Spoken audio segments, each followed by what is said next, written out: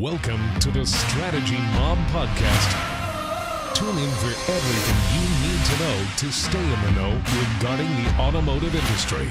Here's your host, Jason Harris. It does, but it all comes down to convenience, right? Yes. The reason that you have no beef whatsoever spending an extra dollar, a water bottle, or whatever it is there, is they've processed convenience for you. Yes. And what the pandemic has done, and which has forced us to do, is to really try to connect the dots between our online and our in-dealership process.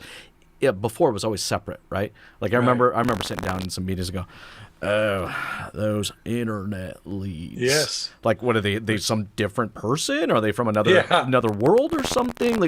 Like internet leads, and then people inside my dealership were two entirely different individuals, and we did not emphasize our efforts with them as much. And then during the pandemic, we had to. We couldn't view the online customer any different than we could the in-dealership customer. So our attention to them had to be equal, right?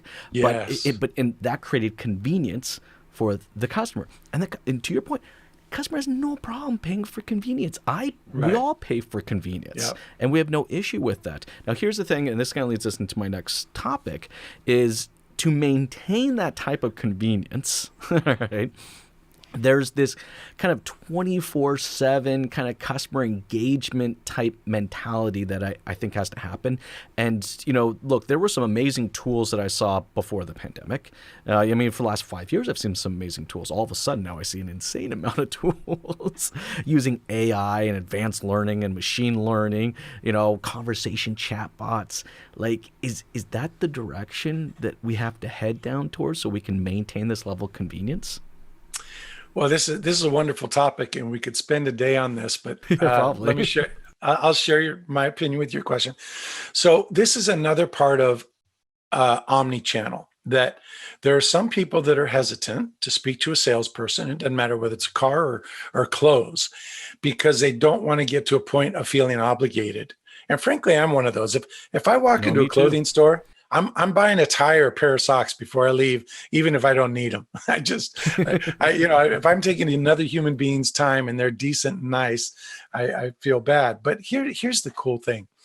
I'm going to refer to a survey that was done. It's 2018, but it's still relevant. The Rikus Group, Mark Rikus, my buddy, he did a survey with Cox Automotive, sponsored it, and that was a simple question that was asked to automotive purchase intenders and people who bought cars. And the question was this: if it were easier and stress-free to buy a car, new car or used car, would you buy one more frequently? And 38% of the people said I would buy a car more frequently if the process was enjoyable, is the bottom line.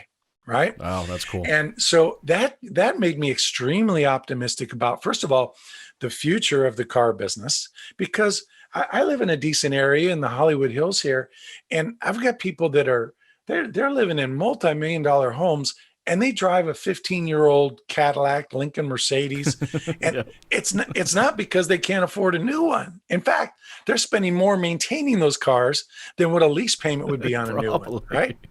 So when I talk to my neighbors, because of course I either approach them or they approach me about the car business, and I say, why haven't you bought it? You don't even have side airbags. They've got airbags in cars now that come out of the sun visors, turns into a marshmallow if you get in an accident. And they go, I just can't stand buying a car. It's no offense against you, Brian, but man, it stresses me out. And the optimistic part of that is, as we make it easier, boom, we're going to do it. Thanks for tuning in to the Strategy Mob Podcast with your host, Jason Harris. Don't want to miss new content? Be sure to sign up to be a mobster at strategymob.com to stay in the know. Remember to like, comment, and subscribe. Happy podcasting.